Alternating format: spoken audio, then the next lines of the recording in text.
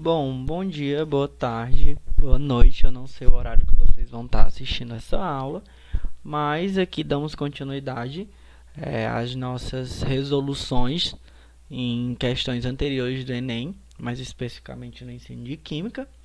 Eu me chamo Gledson, sou residente do curso de licenciatura em Química do programa Residência Pedagógica e atualmente estou na Escola Campo Adalto Bezerra e vamos resolver, essas questões com o intuito de aprimorar e maximizar, o conhecimento de vocês em relação aos conteúdos de Química e proporcionando dessa forma essas resoluções para que vocês possam ter um bom desempenho no Enem. Aqui a gente tem a questão do Enem de 2021, a versão digital, e vamos lá. A composição de um dos refrigerantes mais ácidos mundialmente consumido é mantida em segredo pelos seus produtores, Existe uma grande especulação em torno da fórmula dessa bebida, a qual envolve alguma das seguintes substâncias. Aqui nessa questão, pessoal, a gente está falando aí da composição de um refrigerante bastante conhecido. Me leva a crer que seja a Coca-Cola, mas é isso.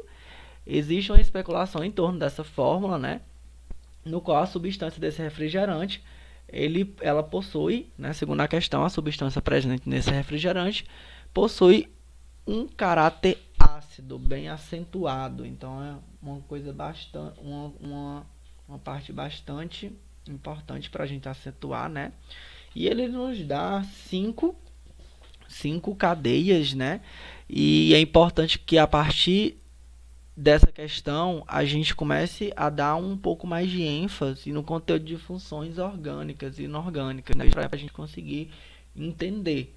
É uma questão um pouco bem específica, porque traz moléculas que não são trabalhadas, algumas moléculas que não são muito trabalhadas no ensino médio. Então vamos lá. Ele quer saber, qual dessas moléculas dá aquele caráter ácido, onde deixa o refrigerante, com aquele sabor mais ácido, Então a gente precisa identificar nas moléculas onde a gente consegue identificar um caráter ácido. Na primeira molécula, a gente tem aqui uma hidroxila. Essa molécula se trata de um fenol, E um fenol, os fenóis, eles possuem sim um caráter ácido, mas é um caráter ácido bastante leve. E aqui na questão ela já deixa bem claro, que é um caráter bastante acentuado. Então, acredito que não seja a questão 1, a molécula 1. Vou apagar aqui. Vamos aqui para a molécula 2. A molécula 2 é referente ao que eu falei para vocês, umas moléculas que não são muito comuns durante o ensino médio. Que a gente tem um grupo aqui bem confundido com a amina, que é uma ligação de nitrogênio com 2 oxigênios e duplas de 2 oxigênios. Porém, aqui se trata de uma imina, e não possui nenhum caráter ácido. Então, aqui a gente já consegue descartar tanto a primeira quanto a segunda. Aqui a gente tem, uma molécula de glicose, em seu formato cíclico com várias hidroxilas, com caráter mais alcoólico, que também não possui um caráter ácido.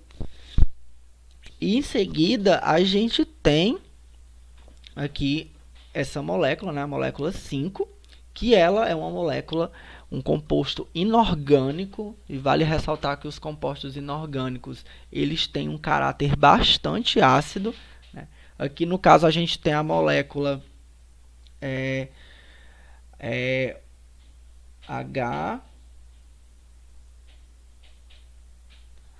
A gente tem uma molécula de caráter bastante ácido, que a gente tem aí o OH, o POH, o PO3H, que no caso a gente tem um caráter bastante ácido por se tratar de um composto inorgânico.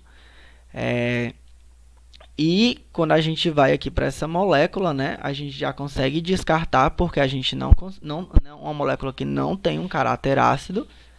E de início, né, a alternativa é a letra 5, né? Por se tratar de um composto inorgânico e possuir um caráter ácido, vale lembrar, né, que essa função, esse caráter ácido, ele é bastante importante no refrigerante, por o refrigerante possuir uma alta quantidade de açúcar. E sem esse caráter ácido, esse caráter acentuado, a gente não conseguiria tomar o refrigerante, né? Porque a gente tem uma quantidade de açúcar bastante elevado. Acho que é interessante pensar, né, que essa mesma proporção a gente pode ver numa limonada, né? Para que a gente consiga tomar uma limonada, a gente precisa acrescentar uma quantidade de açúcar bem significativo. Então, aí nessa questão, a gente trata-se da questão do... sim, da alternativa 4, perdão. Falei alternativa 5, mas alternativa 4. Ok? Em seguida, a gente tem uma questão do Enem de 2019, né, sobre modelos atômicos. Um conteúdo bastante importante visto no ensino médio, então vamos lá. Em 1808, Dalton publicou seu famoso livro intitulado Novo Sistema da Filosofia Química, no qual continha os 5 postulados que serviam como alicerce da primeira teoria atômica da matéria, fundamentada no método científico. Após o modelo de Dalton, outros modelos baseados em outros dados experimentais evidenciaram, entre outras coisas, a natureza elétrica da matéria, a composição e a organização do átomo e a quantização de energia no modelo atômico. Com base no modelo atual que descreve o átomo, qual dos postulados de Dalton ainda é considerado correto? Pessoal, então, a questão está pedindo, né, para a gente ver os postulados de Dalton. Eles nos dão 5, né? 5 definições para Dalton a respeito do átomo, e a gente tem que ver qual desses, até hoje, né, de acordo com os nossos, com o nosso modelo atual, né, que é aquele modelo de orbital, a gente ainda consegue considerar algo correto, né? Então vamos lá. Primeira, a matéria é constituída de átomos indivisíveis? Não, essa questão aqui já de cara já não está correta, né? A matéria é constituída sim de átomos, só que eles são divisíveis.